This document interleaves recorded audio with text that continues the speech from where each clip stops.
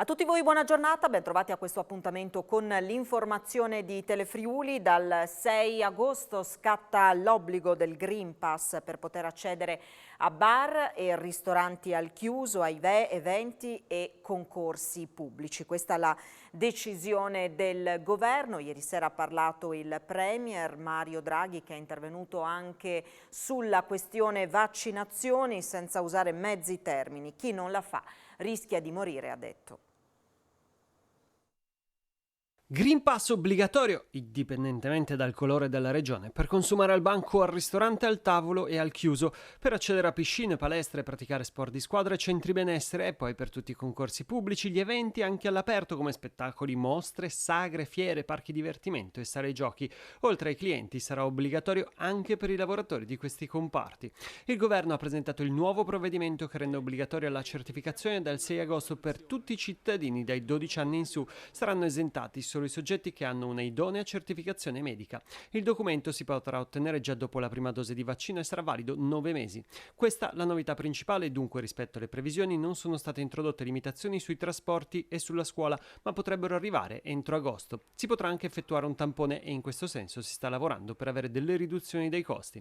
Saranno i gestori a dover verificare la documentazione e in caso di mancato rispetto sono previste sanzioni anche pesanti con multe da 400 a 1000 euro e alla terza lo stop all'attività per un periodo da 1 a 10 giorni. Sarà creato comunque un software che si limiterà a indicare la validità del QR code senza far vedere i dati sensibili.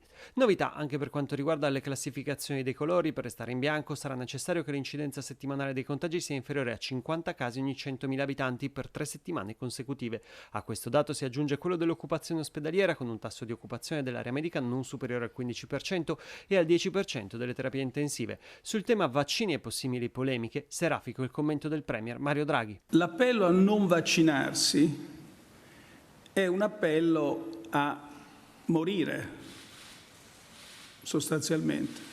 Non ti vaccini, ti ammali, muori. Oppure fai morire. Non ti vaccini, ti ammali, contagi, lui, lei muore. Questo è. Senza vaccinazione non si deve chiudere tutto di nuovo. Ci sono passaggi che rendono di difficile applicazione alcune norme, lo ha detto il Presidente della Conferenza delle Regioni e del Friuli Venezia Giulia, Massimiliano Fedriga, intervenendo questa mattina a Radio Anch'io sulle novità relative agli ambiti di applicazione del Green Pass. Non possiamo pensare, ha detto il Governatore, di mettere sulle spalle del barista o del ristoratore l'onere di fare il bodyguard, quindi su questo lo Stato ci deve essere. Fedriga è poi tornato sul tema delle vaccinazioni, manifestando preoccupazione per la tensione che si sta generando, uno scontro tra bande, come lo ha definito. È importante accompagnare il Paese, ha affermato. Non bisogna accusare nessuno, non bisogna mettere sulla graticola chi non vuole vaccinarsi, ma occorre spiegare. Il Presidente ha quindi rivolto l'ennesimo appello ai cittadini a vaccinarsi. Per chi lo fa ci sono meno probabilità di ammalarsi in modo grave. Il grande vantaggio del vaccino è proprio che evita la malattia grave. E arrivano intanto le reazioni delle categorie coinvolte, maggiormente interessate dai nuovi ambiti di applicazione del Green Pass. Chi ha paura non verrà più. È sconfortato il titolare della palestra Askesis di Fontanafredda dopo la decisione del governo di rendere obbligatorio il Green Pass anche per frequentare le palestre. Molto perplesso pure sui controlli. Non posso permettermi, dice, di assumere una persona che stia all'ingresso a verificare le certificazioni verdi dei clienti. Green Pass obbligatorio anche per entrare nelle palestre. Siamo in compagnia di Mario Bolognesi, titolare dell'Askesis Fitness di Fontanafredda. Insomma, una novità che come accogliete? Ma stiamo tornando appunto a capo, restrizioni su restrizioni. Chi non ha il Green Pass, che magari ha anche fatto i vaccini e ancora non ce l'ha, non lo posso far entrare. Qua continuano a metterci in ginocchio senza rimborsare una lira di danni che stanno creando. Chi ha paura non verrà più. Mi hai messo limitazioni su tutto, sui clienti, sulla capienza, sui disinfettanti, gel, sanificazione, e siamo tornati appunto a capo. I campionati europei aperti al mondo dove la gente si ammassava e nessuno è intervenuto. Finiti i campionati torniamo a chiudere tutto? Come potreste gestire questa cosa del Green Pass? Poi servirebbe anche un controllo per gli accessi? Sì, ancora non è chiara come verrà gestita questa cosa, perché io non posso mettermi certo all'ingresso a fermare tutti a controllare il Green Pass, o devo prendere una persona in più che stia qui a controllare. La gestione, queste regole qui veramente sono assurde e inconcepibili, gestite malissimo, non male, malissimo, anche perché ritengo che una persona che ha paura di uscire, ha paura del virus, sicuramente non viene in palestra anche con Green Pass.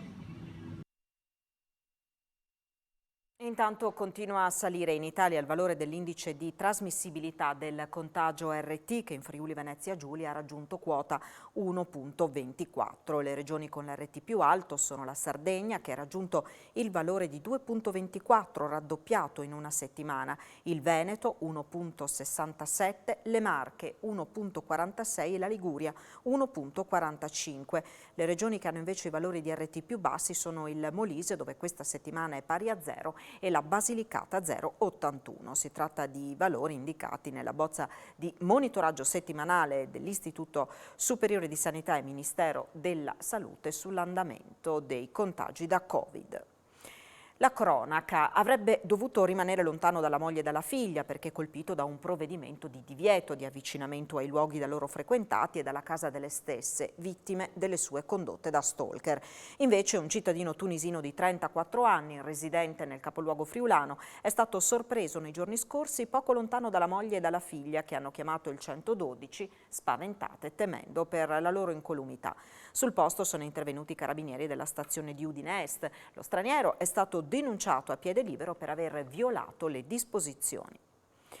Infortunio sul lavoro nel tardo pomeriggio di ieri a Udine, nella zona di via Faedis. Un operaio di 27 anni che stava eseguendo lavori in un cantiere edile è caduto accidentalmente da un'altezza di circa 4 metri, riportando la frattura di una gamba e un trauma alla schiena. Il giovane, cittadino straniero, dipendente di una ditta lombarda, si stava occupando delle installazioni di pannelli in cartongesso. È stato trasportato al Santa Maria della Misericordia di Udine. Le lesioni sono serie, ma non è in pericolo di vita. Sul posto anche gli ispettori del lavoro dell'azienda sanitaria. Infortunio sempre ieri anche in un'acciaieria di Trieste. Un uomo si è tagliato accidentalmente con una lastra di metallo, rimanendo ferito ad un braccio. È stato portato in ospedale al Cattinara. Sul posto Polizia di Stato e ispettori del lavoro. Nuove macchine in produzione, turni di lavoro estesi anche alla notte, aumento delle ore di straordinario. Il comparto industriale della carta registra in Friuli Venezia Giulia un forte aumento nella richiesta di commesse, specialmente per gli imballaggi di qualità. Mai come in questo periodo il settore della carta in Friuli Venezia Giulia registra un aumento di produzione, in particolare per il comparto degli imballaggi di qualità, molto resistenti e di tipo riciclato. In tutta la regione, spiega Riccardo Ucheddu, segretario generale SLC CGL dell'Udinese, dopo un periodo in cui c'è stato un notevole aumento del prezzo della materia prima, le aziende hanno aumentato anche il lavoro. Alcuni hanno attivato turni di notte, altri hanno inaugurato nuovi macchinari, altri ancora hanno aumentato le ore di straordinario per il personale dipendente. Una situazione buona, osserva il sindacalista, a eccezione della Pigna di Tolmezzo, dove sono stati dichiarati 10 esuberi. Quest'ultimo stabilimento, tuttavia, è in situazione di crisi perché deve riconvertirsi, realizzando ora per lo più buste e non imballaggi. In una situazione di aumento di commesse generalizzato, dice Ucheddu, non registriamo però assunzioni o stabilizzazione di persone che lavorano in forma precaria. Si punta sul personale già presente in azienda, con turni che diventano più lunghi e comprensivi di diverse ore di straordinario o lavoro notturno. Sono oltre 1 migliaio gli uomini e le donne che operano in questo comparto in Friuli Venezia Giulia. Si è concluso ieri sera il processo di estradizione di un latitante albanese condannato a 17 anni e 10 mesi di carcere per tentato omicidio. Localizzato nel Regno Unito dagli agenti della squadra mobile della questura di Pordenone, ieri sera è giunto da Londra all'aeroporto di Roma Fiumicino ed è stato affidato agli investigatori italiani che lo hanno condotto in carcere. La notte tra il 9 e il 10 dicembre del 2006 ci fu un alterco fra due gruppi di albanesi nel parcheggio di una sala giochi nel Pordenone, con scambio di insulti e spintoni. Il cittadino albanese, tornato a casa e armatosi di un grosso coltello, tornò sul posto e, spalleggiato da 2 fratelli, inseguì e ferì con numerose coltellate i 3 rivali, che rimasero gravemente feriti. E la scorsa notte la polizia ha arrestato un cittadino rumeno di 34 anni in esecuzione di un ordine di carcerazione emesso dalla Procura della Repubblica presso la Corte d'Appello di Venezia per aver rubato in un cantiere ad Olo rame per 50.000 euro nel 2011.